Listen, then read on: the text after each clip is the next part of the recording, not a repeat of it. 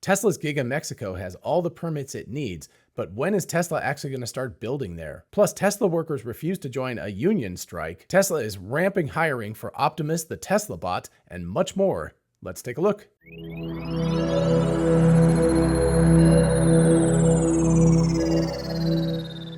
Hey y'all, it's Dr. Know-It-All. As I pointed out in yesterday's video that you can find up here, and by the way, I forgot to mention it early in yesterday's video, but anyway, in light of the Cybertruck coming out soon, I've got a whole bunch of merch on the merch store. Check out the link in the description.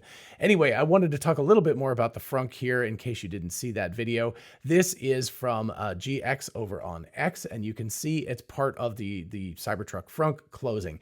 So the frunk is quite large. It apparently fits a person who's about 5'7" inside of it, and it also has a little bit of a lip at the end. I'm going to stop this. It's actually a little bit annoying watching it open and close, but it's got a little bit of a lip here, and it's not super deep, but it's very, very wide. And of course it's well lit, and you can't particularly well see it here, but there's Cybertruck written across the front on the, it looks like just a plastic sort of, thing that drops in there to sort of hide the motor and all that stuff. But anyway, very, very nice branding. Super cool.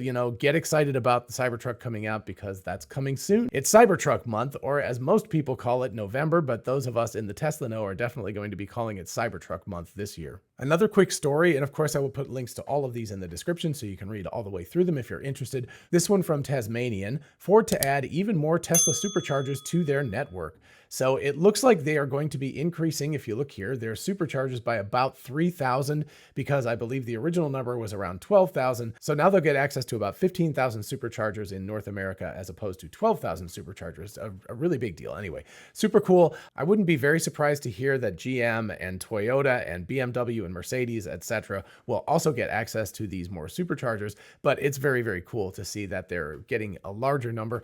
I think there's about 24 or 25,000 superchargers in North America at this point. Obviously, it's a moving target because Tesla is putting them up as fast as they can make them, but that means that they're still looking at somewhere around half of the superchargers, which is a pretty reasonable amount. I get the feeling that probably the Gen 2, the original 150 kilowatt superchargers, are going to be the ones that Ford and GM, etc., will not be able to use.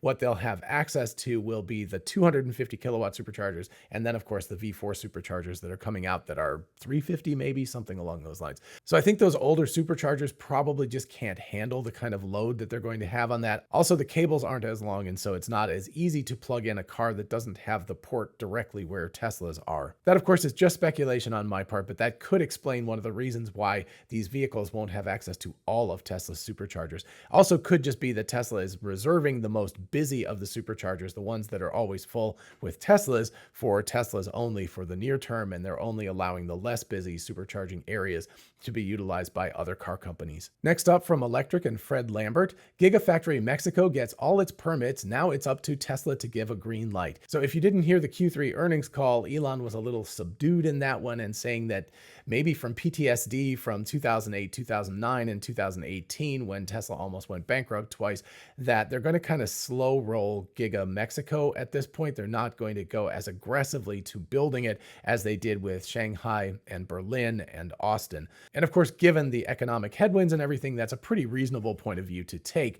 But the good news here is that it sounds like everything is squared away and ready for Tesla to begin building and to ramp up building as quickly as they want to once they decide to do it. Gigafactory Mexico has received all of its needed permits to start construction. Now it's up to Tesla to give the green light after the automaker pumped the brakes on the project. And again, that was part of the Q3 earnings call. Earlier this month, Tesla confirmed that it was pumping the brakes on the project amid concerns about the global economy. CEO Elon Musk said that the project would happen and Tesla is ordering, quote, long lead items, unquote, for it, but the timing would depend on how they see the economy recover. In the meantime, the automaker prefers investing in Texas. Now the Nuevo León Secretary of Economy, Iván Rivas, has commented on the situation in an apparent attempt to boost confidence in the project. He said that the project is happening and that Tesla has now obtained all the necessary permits. Tesla is coming, Tesla is working. Tesla in some way has already started construction, just like the government of Nuevo León. We are doing it at the same time. They already have all their federal and state permits. He added, they already gave us all their needs to start construction, so we can assure that Tesla is coming to Nuevo León.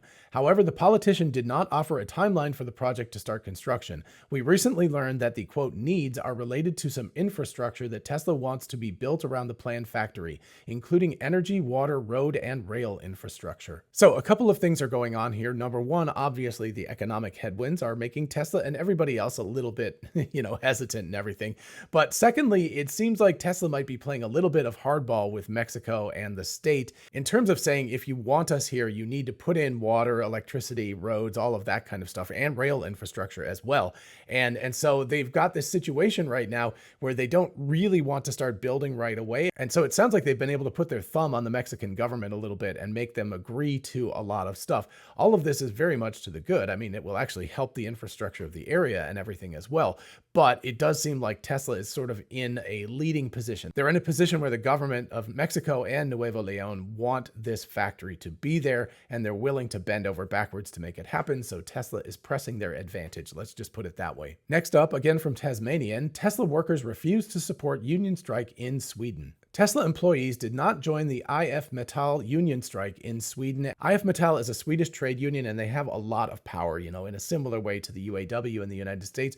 But I think they actually have more power because they control more of the manufacturer in Sweden, and I think possibly in broader Scandinavia as well. And this could be one of the reasons for the second bullet point item here. Employees who spoke out about positive working conditions at Tesla wish to remain anonymous due to potential union repercussions. Earlier, IF Metall, a Swedish trade union, announced that Tesla would face a strike initiated by its members last Friday. I believe its members being IF Metall's members, not Tesla members. I'm not sure. Anyway, I think that's what I'm looking at here. The union was extremely unhappy that Tesla refused to sign a collective agreement. This was cited as their reason for actions that could potentially disrupt or seriously hamper Tesla's operations in Sweden. But unfortunately for IF Metall, however, on Friday, Tesla's Swedish employees worked like any other normal day. There was no noticeable participation of employees of the company. Industry observers noted that the planned walkout was virtually unattended. In response to questions from journalists about their absence from the planned IF Metall strike, Tesla employees said that they saw no reason to participate. They believe that their current working conditions and wages are superior to those of their previous jobs. So that's pretty much it in a nutshell. We've got a similar thing happening in the United States right now with the UAW looking like they're wrapping up the GM Ford Stellantis strike and negotiating a contract and everything. They're talking about unionizing Tesla's factories, or at least the one in California. I'm not sure if they're talking about the Texas one as well.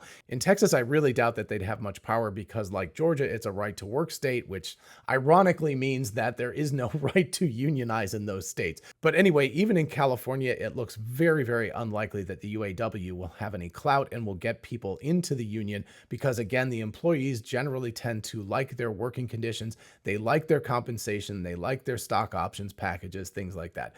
So generally speaking, we've got these unions, in this case from Sweden and the United States, both of which want to get Tesla into their fold, but neither of which look like they're going to get Tesla into their fold. So make of that what you will, but certainly in the case of the UAW, I believe that they've gotten too nice of a contract, and it's going to really, really hurt the long-term potential for these people to be employed because they're going to put their companies out of business. And so I think that, Tesla looking at this is going to be very, very reticent to want to allow their employees to unionize, although I know they don't have any legal recourse because they have to allow them to unionize if they want to. But even the employees of the companies are probably aware of the fact that Tesla would not be competitive if they had to give massive raises to all their employees. So anyway, we'll see what happens, but that's what's going on right now. And speaking of Tesla employees, Tesla ramps up hiring for humanoid robot, including reinforcement learning. This one again by Fred Lambert. Tesla is ramping up hiring for its humanoid robot program, Optimus, including some reinforcement learning engineers. If you don't know reinforcement learning, that's the kind of learning that's done with neural networks that allows the neural network to essentially play a game with itself, or with a human if you have reinforcement learning through human feedback. But the idea is that it's an agent or multiple agents that play each other in a kind of a game, and that they learn that way very, very rapidly because they're able to reinforce good habits and degrade bad habits. As Fred said, it was hard to take TeslaBot seriously when Elon Musk announced it by having someone dressed as a robot dance on stage. That was about 2 years ago, I think August of 2021, if I'm remembering correctly. I, for one, actually did take it seriously, but I think a lot of people didn't. To this day, many people are not taking the project seriously, but Tesla certainly is. Tesla now has a basement full of humanoid robot prototypes where it is trying to teach them tasks using the same neural net-based strategy as it does for its full self-driving system. If you haven't seen some videos about that, I'll put links to those up above. Electric has been tracking job postings for Optimus, and we found that Tesla is ramping up hiring lately. While previous job postings focused on robotics and building a bipedal robot, the new job postings are often more about how to make the robot useful. For example, Tesla is looking for a reinforcement learning engineer, Teslabot. In the job description, Tesla explains what the job entails. Tesla is on a path to build humanoid robots at scale to automate repetitive and boring tasks. Nice work, guys. The goal of our reinforcement learning team is to build and demonstrate a general robot learning system that can leverage AI to perform complex physical tasks ranging from full body locomotion, precise manipulation, and more. Our reinforcement and imitation learning engineers are responsible for end-to-end robotic learning and will own this stack from inception to deployment. Most importantly, you will see your work repeatedly shipped to and utilized by thousands of humanoid robots in real-world applications. So that's pretty cool stuff right there. So, real-world stuff shipped. Thousands of humanoid robots. It could be many more than that. It could be tens of thousands or even millions of humanoid robots. But anyway, it's really cool that they're putting that in the job description itself. And it's one of those things where I wish I was a little bit more talented in this stuff because it would be a pretty sweet job to have. Furthermore, Tesla writes in new job descriptions for software engineer, robot software engineering, that the work will eventually include managing Teslabot on the factory floor. The robot software engineering team is responsible for designing, building, and integrating various types of mobile robots and vehicles to facilitate the movement of people and parts within and between all Tesla facilities worldwide. This includes the management of AMRs, autonomous mobile robots, vertical storage systems, conveyor systems, and the potential usage of Teslabot on the factory floor. And if that first job posting seems right up my alley, the second one seems right up Dr. Scott Walter's alley, if you look at what they're doing here. So really cool stuff, really interesting jobs. That second one is just kind of huge because it's just kind of a massive open-ended job, which is pretty interesting, but also would be a little overwhelming to take over. But these are really cool jobs. It's really encouraging to see Tesla hiring aggressively to get people to turn these robots from working, right, from more the mechanical side of things to more the software end of things, where it's actually making these useful robots that can do tasks. Actually, if you haven't seen my video on full self-driving's Achilles heel, I'll put a link to that up here, but I talk about the fact that learning new tasks and specific tasks could be a significant problem for full self-driving and for Teslabot as well. So it sounds like some of the stuff that they're going to be working on here is to mitigate that risk. So anyway, we haven't heard a ton about Optimus recently, but this is very exciting news. And finally, let's turn quickly to Tesla's Model 3. Thousands of updated Model 3s arrive in Europe. And I won't read the whole article here, but just this bullet point here, thousands of vehicles are being unloaded at the port and will contribute a good portion to Q4 deliveries. And that tails in nicely with this recent article. Tesla's Model 3 is top EV choice for US fleet companies. So fleets, of course, are things like car rental companies that, purchase a whole bunch of cars at once and then rent them out or let their employees use them or whatever that situation is, but they're not the traditional consumer. They kind of buy in bulk instead of one at a time. Anyway, as it says here, Tesla's Model 3 is the most popular choice among all EV brands for US fleet companies, and Tesla's Model Y is in third place, confirming that the manufacturer's electric vehicles are the top choices. As Ava Fox says here, a lot of companies have also taken notice of them to use in their fleets. Electric vehicles are widely used by daily rental fleets and corporate and government fleets as they help reduce CO2 emissions and maintenance costs. And I will just highlight maintenance costs because I have a feeling the CO2 and all of that stuff looks good on paper for these companies, but what they really care about is the fact that these things are cheaper to operate than gas cars are by far, especially when you're looking at rental fleets and cars that get a lot of mileage put on them. Every 7,500 miles or whatever, you have to do an oil change. Every 20,000 miles or so, you have to do a much more significant service and everything for internal combustion engine vehicles, whereas none of that stuff has to happen with a Tesla. You can own it for 100, 200,000 miles without having to do much more than change the tires and the windshield fluid. And just a little more from this article, the brand accounts for almost 1/3 of all electric vehicle purchases over the last 13 months. This is possible because Tesla produces electric vehicles in volumes unmatched by any other OEM, which is very true. In addition, the company's electric vehicles have excellent performance. So overall, really good news for Tesla's Model 3, especially with the Project Highland Model 3 coming out in China and now Europe, and hopefully in early 2024 in the United States as well. I can't wait to see one in person and maybe get a ride in one soon.